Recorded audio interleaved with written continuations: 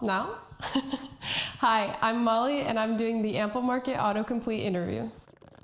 So sales and marketing are kind of like best friends. They work together to ultimately bring in customers, but in a little bit of different ways. Marketing creates a lot of content, which gets a lot of visitors. And so these visitors enter the top of the funnel.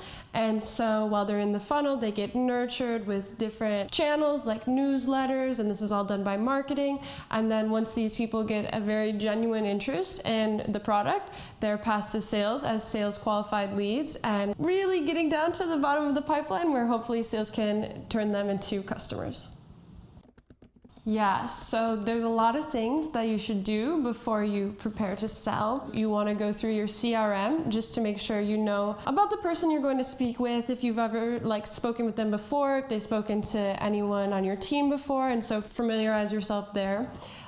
You also want to look at this person's industry, what type of problems they may be facing, their company, what they do, if your product could actually be a good fit for their company, the department that this person is working in and their role and maybe who their teammates might be. If you're working from home, you have to make sure that the house is clean, your cat doesn't want to join the meeting, so make sure he's satisfied, and make sure you don't have a million tabs open. If you have to share your screen, that's a little embarrassing.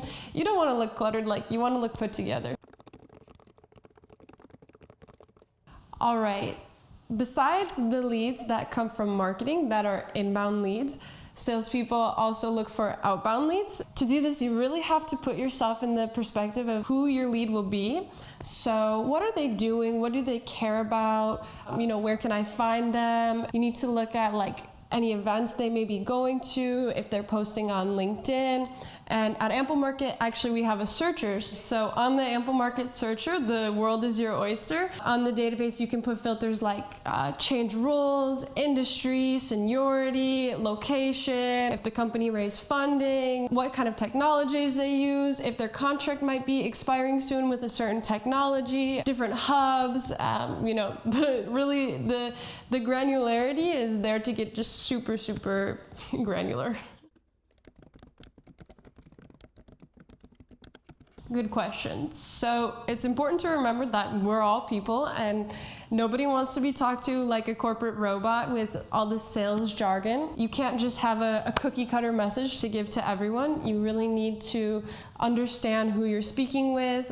You're not going to speak to your friends the same way you talk to your grandma. Showing that you've researched this person and what they will care about, and doing everything from a place of trust and building that up and just making sure that you have their best interests in mind. And so that's the best way to go for it and go through it, and just remembering that at the end of the day, we're all people. Cold calling does not mean that winter is coming. To start a cold call, you have to prepare before you even pick up the phone. You need to make sure that you actually research the person you want to call. You have to think about what they'll be doing during that time. What time zone is it where they are? You don't want to call them at 6 in the morning or really late at night. That's not going to work out well. So you need to get all of that set and make sure you know who this person is, what they're doing, what time zone they're in. And once you get there, you need to start thinking about what's your game plan and what are your goals for this call. Do you want a meeting? Do you want to email them something? What kind of objections are you going to get, and how are you going to face them? And also, how are you going to grab their attention with the beginning of the call? Because everyone has their own style of cold calling, and it takes a little bit of practice to get there. And you just have to find what works well for you, what you're comfortable saying, and if that sticks with other people and making it natural and flowing, this person is not going to see you, they're only going to hear you. You just need to get everything all ready, all set up, do some High School Musical exercises, just put on a smile and make sure that you're ready to convey yourself over the phone and you feel confident. This is what I'm going to say, this is what I'm going to do. Manifest it a little bit. They're going to answer and you just got to give it to them. What are you trying to do? What are you trying to sell? Maybe you can just be honest, hey, I'm doing a cold call, just wanted to see if you have a moment. So you take it from there and hopefully you get the meeting at the end.